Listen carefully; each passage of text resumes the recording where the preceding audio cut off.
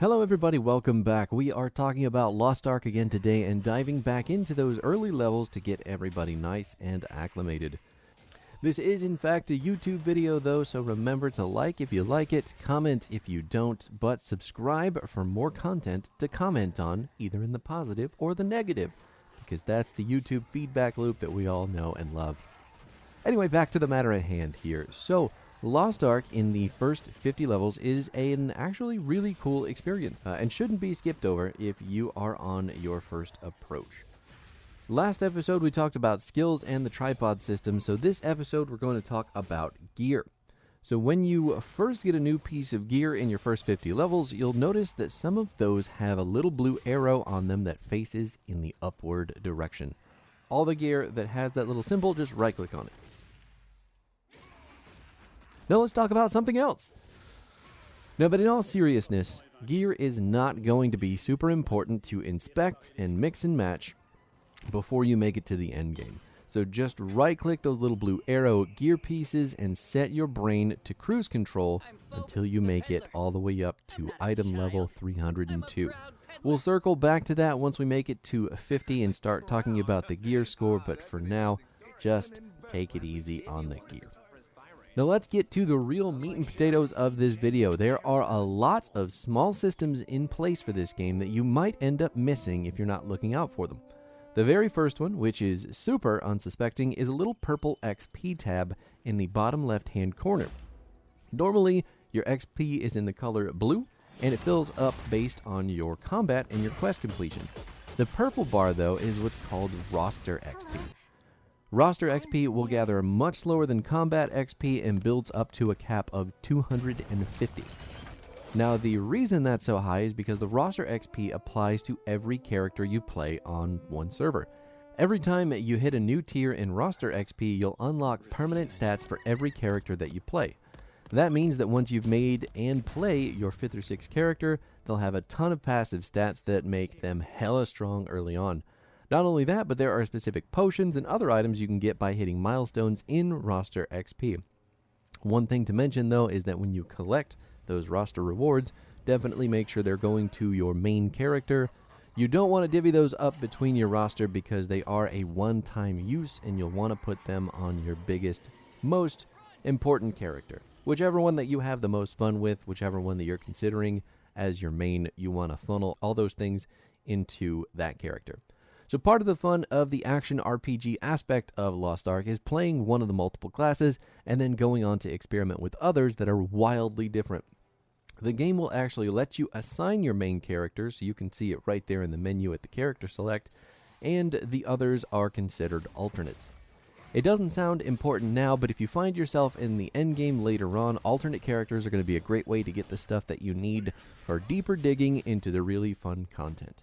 For now, just remember your roster XP is going to build slower than normal XP, but finding collectibles like Makoko seeds will give you a roster XP bumps as well. Don't forget either that you'll need to go into the roster XP menu and actually click on the passive stat rewards to have them take effect. Now, after you've either played through or skipped the tutorial, you will eventually find yourself in the city of Prideholme. This is basically where your adventure really begins, and you'll start questing, wandering, and exploring like the inquisitive little bugger that you are. First of all, make sure to get your mount. You get a choice of 3 different horses in black, brown, or white, and then don't make the same mistake I did when picking this mount and forgetting to bind it to a quick slot. Once you accept the horse, you'll go into your inventory, right-click it, and then hit Alt-V, that's the V like Victor, to get over to the mount screen. From there, just drag and drop your shiny new horse onto any key. Personally, I use 5 because the T key is the auto move button and I can hit them both at once for some simple mount and run movement. Also remember, your mounts are roster wide on the same server as well. So technically speaking, you can make 3 characters and get 3 different horses without even really having to try. Is that a thing you want to do? I don't know. Maybe you're really into horses. Anyway, there is one very important thing I want to mention here before we continue down the path of the Learned Doctor. During your progression, you will undoubtedly come across literal mountains of potions and other items. Through the first 50 levels, you will not want to open any chests that have battle item rewards or offer what's called HP potions.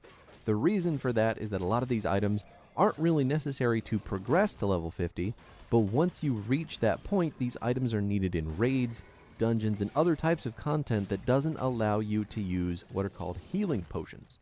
So the rule of thumb, just don't use a potion that heals a percentage of your health until you're level 50. Same goes for grenades, capes, flags, and all that other stuff. If it binds to a quick slot, chances are you shouldn't be pushing the button. There you go. Unless it's a mount, or it's your healing potion. Your healing potion, though, goes on F1 as the default key, so it's so far out of the way, it's just, you get it. After you acquire your mount, you'll start looking around Prideholme for your mainline story quests, which are orange, and always going to be on the top of your quest list. While you're doing this, though, you'll probably notice a bunch of people with exclamation points over their heads as well. These are side quests, as I'm sure you've figured out, and I would definitely recommend them if you're taking the scenic route on your first go-through. These quests can get you some really good stuff like HP potions or materials that will come in big time handy the more you level up. Additionally, some of these NPCs are also lined up in the rapport system. This system is basically a relationship that you maintain with that NPC in order to get rewards and other cool items the more attention that you pay to them. The rapport system is a bit too complex to touch on in this video, but it's also not an endgame mechanic, so we'll circle back to that in another video soon enough. Back to the point though, side quests are super helpful for exploration, items, and progression, but they also really help me segue into the next big thing. So, one of the coolest things about Lost Ark as a game is that it makes really good use of all the beautiful environments that these developers have put together. Then it populates those environments with tons of really badass enemies. If you're just blazing through, making your way up to 50, you might miss out on a lot of the cinematic experience that the game has to offer. Enter the Adventurer's Tome. This is a book you'll acquire in Prideholme that will track your entire adventure.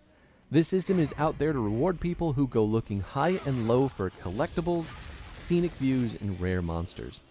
Every time you enter a new continent in the game, your Adventurer's Tome will have you find specific monsters, special exploration materials, give you a dungeon checklist, tell you about field boss, and keep track of the quests you complete.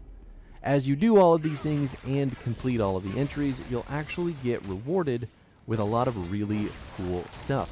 In particular, there is a continent that will give you a fucking raptor mount. Yes, you heard that correctly. You can ride a dinosaur for being a good explorer. Not only that, but you get big stat increase potions, materials for your castle. Yes, you get castle, cards, HP potions, rapport quests, and tons of other stuff. Generally speaking, if you want to be the guy that goes out and looks for stuff while fighting monsters that no one really asked you to fight, your Adventurer's Tome is going to be pure happiness for you. Personally speaking, this is one of my favorite things about Lost Ark, because in most action RPGs, exploring is fun for some small secret stuff here and there, but you're usually on the rails the whole game. Lost Ark literally rewards you for going off the deep end in your quest to flip over every rock while licking every single toad. Anyway, that's going to do it for this episode, everybody. Trying to keep them on the shorter side to see if we can bring some other people into the fold. But thanks again for watching. Don't forget to feed the algorithm gods, and I will see your pretty face next time.